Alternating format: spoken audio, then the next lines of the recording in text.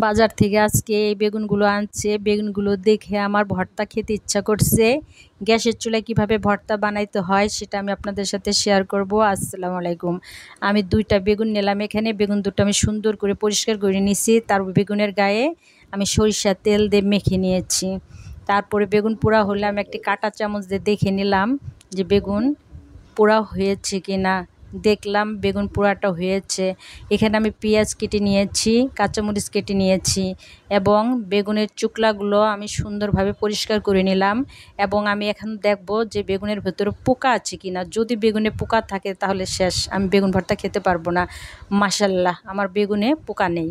তারপরে আমি আরেকটা বেগুনও এইভাবে পরিষ্কার করে নিলাম। এখন এটাও আমি দেখব এটার ভিতরেও পোকা আছে কিনা। তারপরে আমি দেখলাম যে এই বেগুনটার ভিতরেও পোকা নাই এবং খুব আবাত্তি বেগুন। এই বেগুনের ভর্তা খেতে অনেক ভালো লাগে।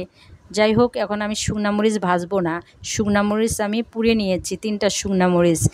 পোড়া মরিচ দিয়ে আমার ভর্তা খেতে ইচ্ছা করছে, তাই আমি 3টা শুকনা মরিচ পুড়ে এখানে কচলিয়ে নিচ্ছি। যদি আমার এখানে ধনিয়া পাতা থাকতো অবশ্যই আমি এখানে ধনিয়া পাতা ব্যবহার করতাম, কিন্তু বাসায় আমার ধনিয়া পাতা নেই। তাই আর কি করার আছে, ঢেলে দেবো এখন সরিষার তেল।